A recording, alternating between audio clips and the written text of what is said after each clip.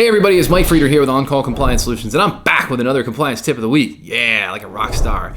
Today we're talking about CMMC AC.L2-3.1.8. Limit unsuccessful logon attempts, and, well, what is this control? Why does it matter? We're going to find out.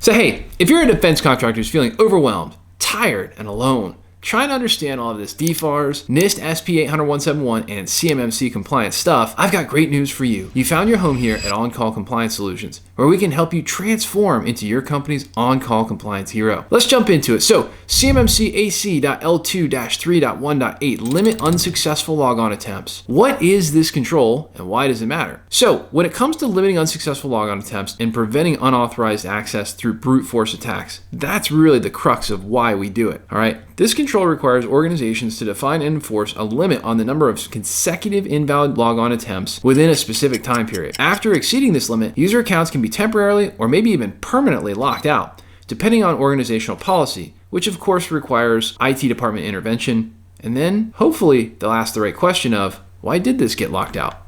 Leading them to clues, like Blue's Clues. Why does it matter? So, first off, security. Limiting failed logon attempts helps protect against brute force attacks, where an attacker repeatedly tries different credentials to gain access to the system. Again, if you're not familiar with it, a brute force attack is a mechanized attack where someone repeatedly tries to log in, sometimes hundreds of thousands and even millions of times until they get lucky and guess the right password.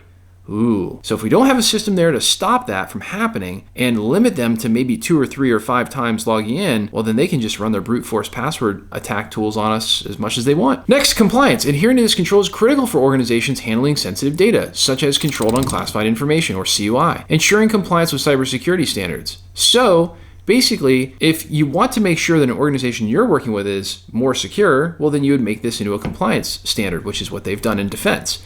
Because if they're complying with it, shouldn't really be a problem with people getting into the accounts.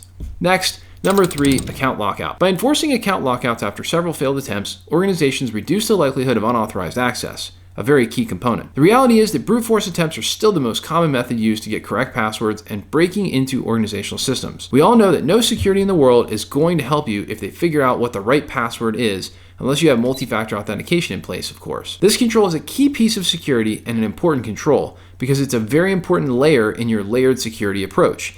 Again, we get it. Maybe you have multi-factor authentication, but what happens if somebody disables it during troubleshooting and they forget to put it back on? That's what the layered security approach is really all about, and this is definitely a very important leaf on that onion. Or maybe it's a blooming onion and you wouldn't want a raw onion. You'd probably want the breading, so maybe it's like the breading.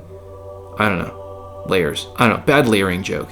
Maybe you can comment below and tell me a better layering joke, and I'll put it in my next video. Hey, if you're struggling to figure all this stuff out and how to do it right, I have good news for you. Because at On-Call, we take defense contractors just like you who have had this DFARS, NIST, CMMC, ITAR, and EAR information security compliance stuff dropped in their laps like a seagull on a sunny day. And we teach you how to level up and be a proper on-call compliance hero for your company, eliminating gaps, gray areas, and getting this solved, all while showing you how to leverage compliance as your secret weapon to land more defense work with higher profit margins.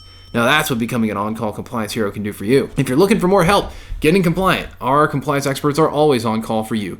Visit CMMCComplianceSecrets.com or check out the description below for links to get help right now. If you love the content we're putting out here for you, help us out with a big thumbs up on that like button, or even better, ready for it?